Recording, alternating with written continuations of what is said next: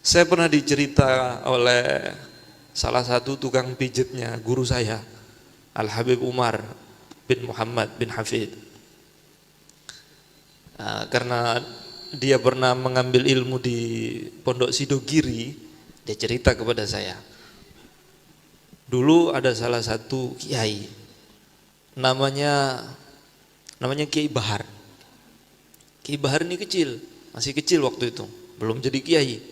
Gus Bahar namanya. Dibawa oleh ayahnya mondok ke Hadratul Syekh Mbah Khalil Bangkalan. Maka ayahnya Gus Bahar ini bilang, "Mbah Yai, kulo titip anak kulo temriki, jangan izinkan dia pulang sampai berhasil." Ya, kata Mbah Khalil Bangkalan begitu. Langsung ditinggal. Nah kebetulan ketika Gus Bahar ini maka Mbah Khalil Bangkalan bilang, "Gus, makan itu nasi di depanmu." Di depannya Kiai Bahar ini bakul Gus Bahar ini. Maka diambil nasinya, dimakan. Terus berhenti. Maka Mbah Khalil Bangkalan, "Terus." Kalau sampun Kiai, sudah kenyang Kiai. "Terus." Oke, terus. Akhirnya nangis. Ini anak kecil, umur 10 tahun lebih dikit. Terus makan. Maka makan. "Kiai, Mbah Yai kulo sudah tidak kuat." Terus sambil nangis ditahan. Akhirnya satu bakul kecil itu habis. Kemudian Mbah Khalil bilang, "Bahar, saiki muleo." Lah kulo kan nembe dugi. Saya kan baru datang mondok. Loh, ilmu ku entek wis mbok pangan. Oh, ya Allah. Ilmu saya sudah habis, kamu makan, pulang.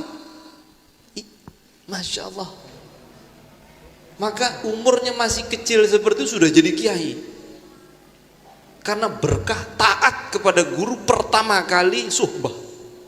Taat saja. Bukan terus kiai opo.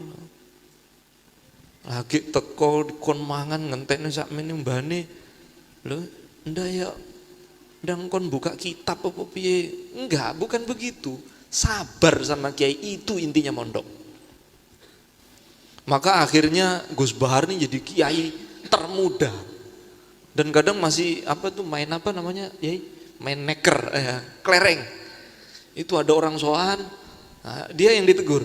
"Assalamualaikum, le, dalem Yai Bahar teng pundi?" "Mriku." Lanjut main kelereng. Padahal Kiai Baharnya itu. Nanti pulang main kelereng, balik mandi sama ajudannya, dikasih jubah sorban, duduk. Siapa tadi yang mau soan? Oh, Masya Allah. Lah tamu nih, lho iki sing dolanan nang ngarep kae. Sudah jadi kiai, alim betul. Karena taat kepada gurunya. Makanya kalau kita memerhatikan orang dulu mondok itu kadang bentar, tapi karena membawa hati yang bersih, husnuzon tam kepada gurunya, sempurna, maka berkahnya pun sempurna. Sempurna. Nah kita ini sedang diuji di akhir zaman, ya katanya sih atas nama kritis tapi nggak punya adab. Kiainya diprotes. Bukan begitu. Taslim. Bahkan kalau sampai tingkatan melihat sisi buruknya, itu hijab. Maka Al-Imam Abu Yazid Al-Bustami, ini saya belum baca kitabnya, tapi dari guru torekoh saya, beliau mengatakan, dulu saya Abu Yazid Al-Bustami pernah ditanya oleh santrinya, "Syekh, kadang kalau saya melihat tuan itu, kok saya lihat kok kayak babi ya?" Begitu. Kok saya lihat kayak babi ya, celeng-celeng. Kalau nggak tahu bahasa Indonesianya, bahasa Perancisnya itu. Kok saya ngelihat kayak babi ya? Maka saya Abu Yazid Al-Bustami, beliau mengatakan, "Benar apa yang kau lihat. Benar. Karena posisinya seorang guru itu seperti cermin, kayak kaca. Kapan murid melihat babi, benar dia melihat babi, sebenarnya dia melihat dirinya sendiri. Itu kamu wahai muridku, bukan gurunya. Maka kalau ada santri yang melihat aib gurunya, itu aibnya sendiri, bukan aib gurunya. Itu kekurangan kamu. Maka kita harus husnuzon, bersihkan hati, nah, pegang torekoh yang diberikan oleh guru. Pondok ini adalah kerajaan rohani. Maka kalau mau menjadi anggota kerajaan, harus memiliki keterpautan rohani dengan kiainya. Dan di sini terdapat ujian pola kehidupan zaman era globalisasi sekarang ini. Nah, ini mau dirusak oleh sebagian ahlul batil. Maka inti menjadi santri memiliki keterpautan hati, irtibat dengan gurunya. Syekh Abdul Wahab Sya'rani, beliau mengatakan di dalam kitabnya Lataiful Minan, beliau mengatakan di antara tanda seseorang itu akan mendapatkan sakawah, hidup yang celaka bagi santri, hidup celaka itu jika ilmunya tidak bermanfaat. Ciri seseorang yang ilmunya tidak bermanfaat, Allah jadikan hatinya suuzon kepada gurunya, suuzon dengan guru. Nah, di antara bentuk suuzon kepada guru berawal dari melihat aib gurunya. Maka Al-Imam An-Nawawi rahimahullah ta'ala, beliau punya guru namanya Imam Ibnu Kamal.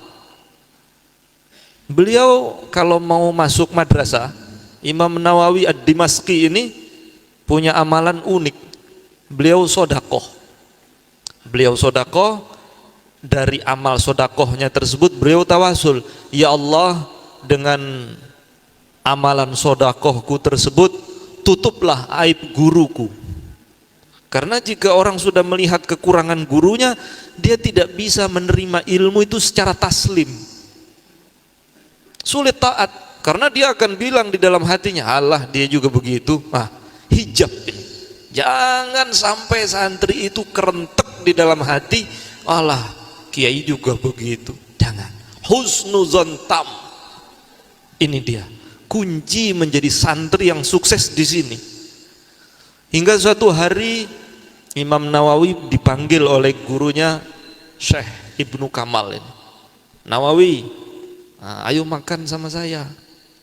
Ketika Imam Nawawi berada di depannya, beliau mengatakan, saya punya uzur syar'i wahai guruku. Oh begitu, kamu ada uzur? Ya, kalau begitu enggak apa-apa, kamu boleh pergi. Maka teman-teman Imam Nawawi tanya, kamu sedang puasa hai Nawawi? Enggak. Loh terus apa yang kamu anggap itu uzur syar'i? Saya khawatir kalau makan sama guru saya, ketika makanan sudah dilirik hendak diambil, ternyata tanganku yang duluan, dan itu aku anggap tidak adab dengan guruku. Seperti itu, makanya jadi Imam Nawawi. Menjadi seorang santri itu intinya adalah adab kepada guru. Saya pernah bertanya kepada guru torekoh saya, Syekh, sebenarnya berguru itu, torekoh itu apa sih? Saya ingin definisi yang simple gitu. Maka beliau mengatakan, bertorekoh itu sabar sama guru, itu aja.